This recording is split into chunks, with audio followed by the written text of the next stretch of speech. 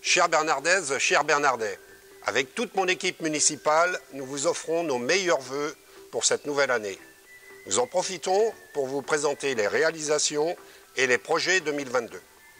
Le mardi 5 octobre a été inauguré le premier espace sans tabac de la commune en présence de Madame Bermezouk, représentante de la Ligue contre le cancer, et Mesdames Garando pour Vendée Grand Littoral et Choin pour le SCOT pour le contrat local santé partie prévention.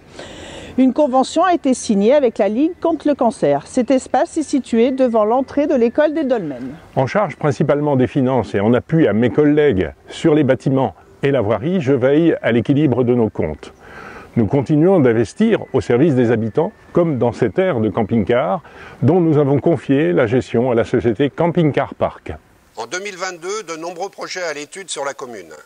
À proximité du parking de la mairie, l'implantation de halles, également une extension du lotissement du parc de la mairie, une deuxième tranche, environ 50 lots, avec toujours le même objectif, favoriser 50% des parcelles en primo-accession pour favoriser notamment l'installation des jeunes.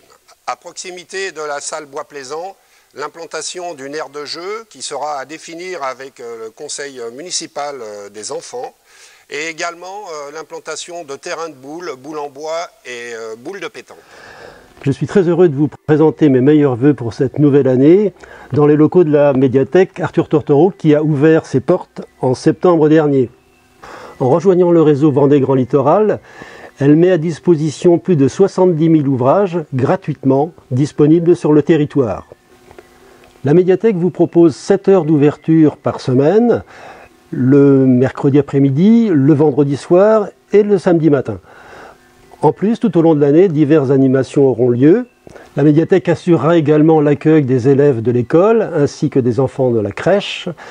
Alors n'hésitez pas à venir pousser la porte. L'équipe de bénévoles vous accueillera avec plaisir pour un moment de partage, de rencontre dans ce lieu symbole de culture et de lien social. Je tiens à remercier les associations qui se sont investies en 2021 malgré des conditions difficiles, qui ont réussi à organiser des fêtes, qui ont permis des rencontres et des échanges avec tous les Bernardais et voire plus. Le dimanche 22 août, on a fait balade en vélo du patrimoine. Une quinzaine de kilomètres a été proposée et une trentaine de cyclistes ont répondu présent. Ce parcours s'est super bien passé sur les différents sites de la commune. L'arrivée au dolmen de la Frébouchère, un pot d'accueil vous était proposé. La journée s'est super bien déroulée, tout le monde était ravi. Le dimanche 13 juin, Bernard, sur la place du cœur du village, un marché s'installe de créateurs. Une vingtaine ont répondu présent. Ce marché était très diversifié. Ça a été que du plaisir de faire revivre le centre-bourg, espace piétonnier, le temps de cet après-midi et de redécouvrir ou découvrir pour les visiteurs. Je voulais dire un grand merci à Anna, Céline, Laurence, Cathy et Sabrina, des créatrices qui ont participé activement au succès de cette journée. Je vous souhaite à toutes et à tous une excellente année 2022. Vous êtes de plus en plus nombreux à suivre les actualités de la ville municipale, nous vous en remercions. Pour preuve, la page Facebook est de plus en plus suivie et les visites sur le site internet sont de plus en plus nombreuses. Dès le début de l'année 2021, nous vous avons proposé une nouvelle formule du Bernard Information, plus moderne, plus dynamique et plus colorée. Chaque trimestre, il est distribué dans toutes les boîtes aux lettres de la commune. Il répond à un besoin d'information et de transparence des projets municipaux. Nous relayons également les initiatives de nos commerçants, artisans et des associations bernardaises. Enfin, comme chaque début d'année, vous serez destinataire du bulletin municipal. Au sein de ce dernier numéro et en complément de cette vidéo, vous pourrez redécouvrir les actions et temps forts qui ont marqué l'année 2021. En 2022, je souhaite bien sûr que nos associations continuent d'innover et de produire de nouvelles fêtes pour qu'on puisse se rencontrer et échanger avec l'ensemble des Bernardais. Sachez que la commune sera toujours à vos côtés pour vous soutenir. Et d'ailleurs, nous avons été récompensés par le conseil départemental, par la récompense Vendée Double Cœur, qui vient saluer l'engagement de la commune auprès des associations. Cette année, l'État a lancé un appel à projet pour un socle numérique dans les écoles élémentaires. L'école des domaines était éligible à ce projet. La commune a donc fait l'acquisition de 10 tablettes numériques, de coques, de bornes Wi-Fi et de 4 ordinateurs pour équiper les classes, complétant ainsi le matériel numérique déjà disponible. Je tiens à mettre à l'honneur les enfants de l'école que nous avons emmenés donc une journée à Paris pour découvrir le Sénat et pour raviver la flamme du soldat inconnu. Je tiens d'ailleurs également à remercier Annick Billon qui nous a accueillis et les Vendéens de Paris, l'association qui nous a accueillis pour le ravivage de la flamme du soldat inconnu. Et je crois vraiment que ce moment restera gravé dans la mémoire aussi bien des enfants que des adultes. Dans le cadre du passeport du civisme, le mercredi 24 novembre dernier, 35 élèves, 19 CM et 16 CE2, accompagnés de 22 adultes, ont pris le chemin de la capitale dès 4h30 du matin pour vivre une folle journée riche en découvertes et en émotions. Visite de la Tour Eiffel, visite de la galerie de la paléontologie au musée d'histoire naturelle pour les CE2 et visite du Sénat pour les CM sous l'invitation de la sénatrice Annick Billon. Visite également des jardins du Luxembourg pour une pause goûter offerte par les établissements Harris Barilla et participation à la cérémonie du ravivage de la flamme du soldat inconnu sous l'Arc de Triomphe. Nul doute que petits et grands garderont un excellent souvenir de cette longue journée. L'année dernière, je vous avais présenté l'importance du développement de la fibre optique, notamment aérienne, sur les lignes téléphoniques. Ce chantier, piloté par le département, a pris un peu de retard. Je remercie les propriétaires des parcelles d'avoir fait procéder à l'élagage des haies dans les délais. Une dernière tranche d'élagage sera réalisée cet hiver. Je ne doute pas que chaque habitation sera reliée par la fibre optique à la fin de l'année 2022.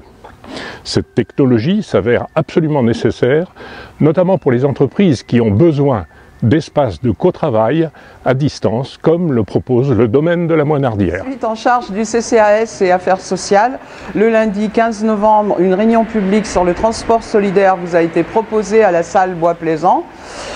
Par rapport aux personnes résidant sur la communauté de communes de Vendée Grand Littoral, ne pouvant se déplacer, isolées. Le 4 décembre, collecte de Noël avec le Secours catholique en partenariat avec l'école des Dolmens et les Magiques Chouchous, la mini-crèche. Le 18 décembre, 150 colis ont été distribués aux aînés de plus de 70 ans, soit par les membres du CCAS ou l'équipe municipale.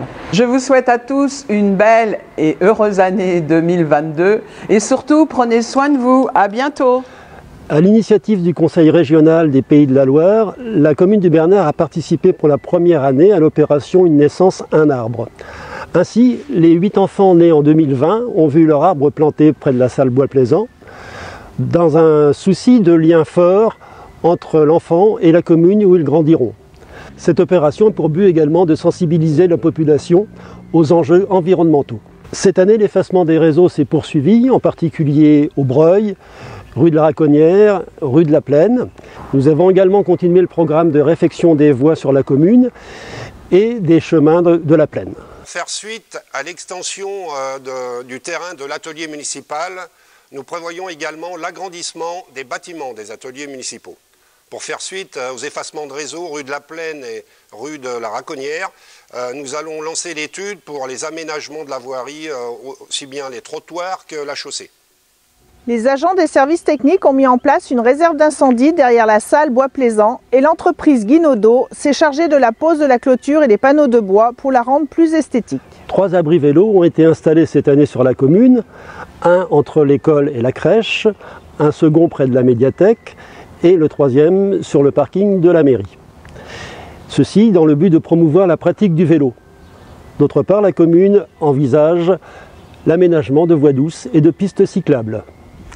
Les employés municipaux ont travaillé à l'extension de l'espace extérieur de stockage des matériaux et l'entreprise Guinaudot a posé une nouvelle clôture, offrant ainsi une plus grande superficie aux ateliers municipaux.